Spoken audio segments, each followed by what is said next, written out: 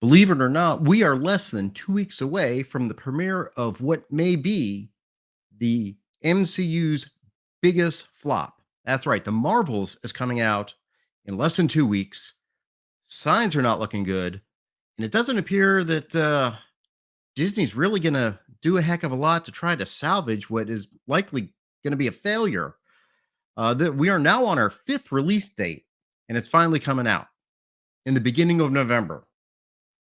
I don't know what they're expecting at this point.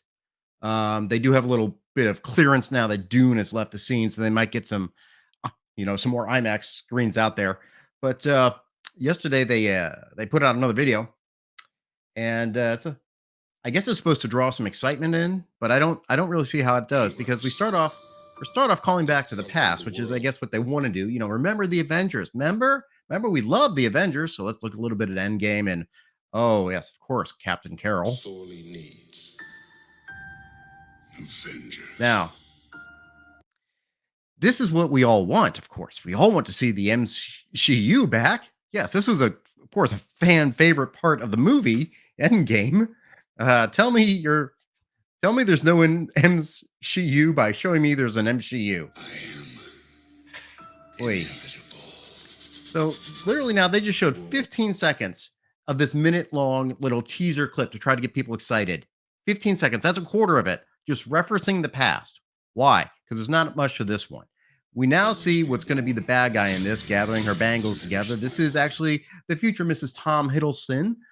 She's playing a character named Dar-Ben, who, if I recall correctly, is been gender swapped here.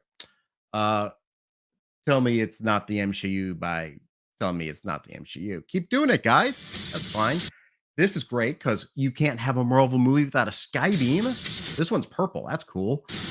And we're This is collapsing a just planet into, I guess she's looking down as a planet's being collapsed on this little village. And this is very bad effects here. This background looks like something an Xbox or PlayStation put together, and they just photoshopped her over it. It's blurry. It's just beginning. sloppy.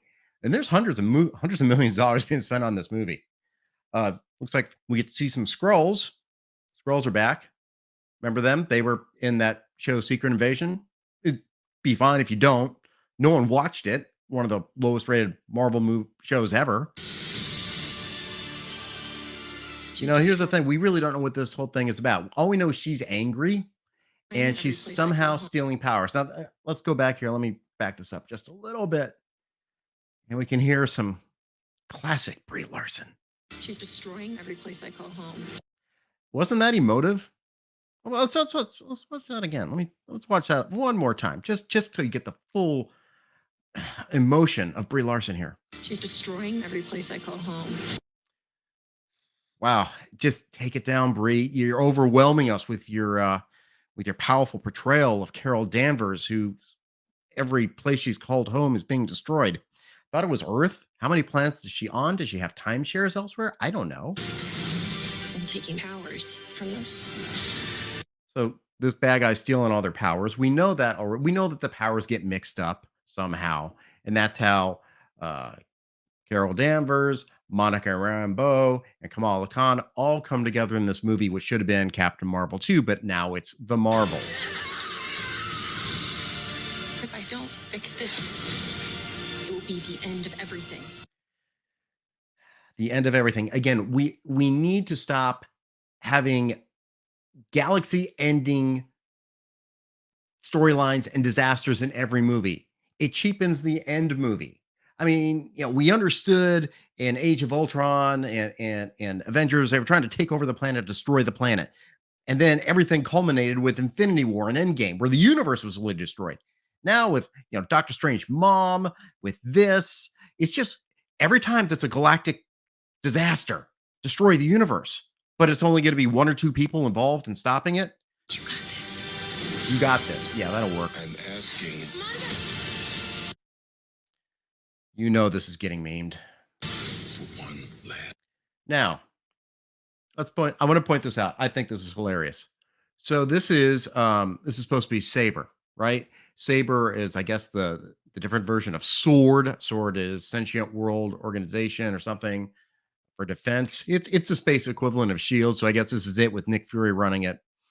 And these are the uniforms, which look, let's be honest, these look really cheap and sloppy. But look at this guy here.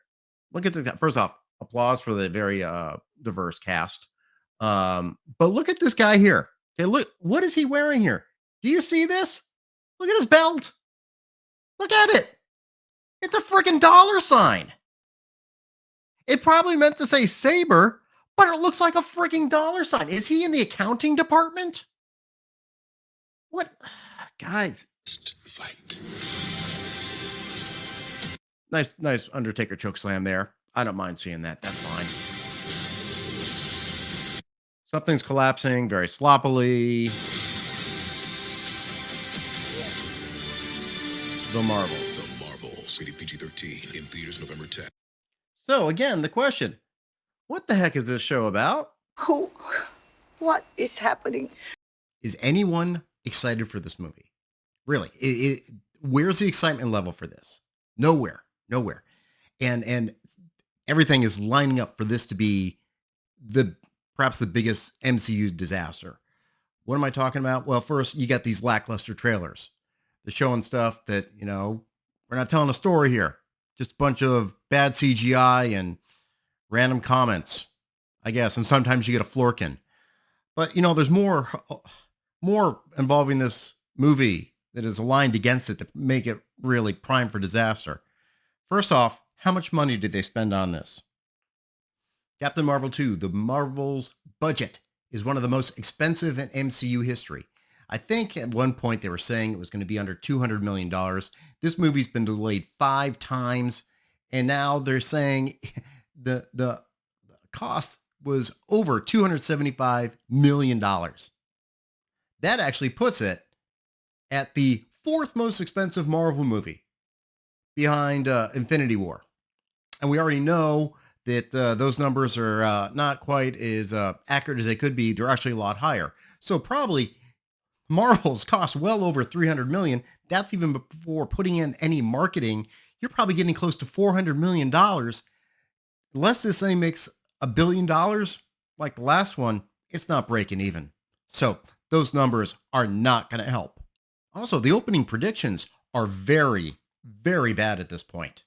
Early projections, 72% worse than Quantumania. Remember how badly that was received? How well that did? And these are 72% less. I've even checked some of the theaters in my area, looked at some of the audiences, that to pick the tickets screens. There's a lot of available seats. 2 weeks out. There's no hype for this. No one's going to go see it. That's why the projections are so low. Of course, you can't ignore the elephant in the room. That is Brie Larson, who is never well received as Captain Marvel. During a promotion of Avengers Infinity War and Endgame, she was very vocal in her opinions, and it wasn't well received by a lot of fans. Her character wasn't well received. She's a good actress. I've seen her in other things. She could be a good actress, but she's not good for this role. She's wooden and flat and does not have any emotion at all. It's not a likable character. Wasn't in her own movie. Wasn't in Endgame at all. Now, I know we're just learning about her disillusionment based on the recent book, The Reign of the MCU, where she talks about how, she didn't like playing the role after she got a bunch of backlash from the original movie.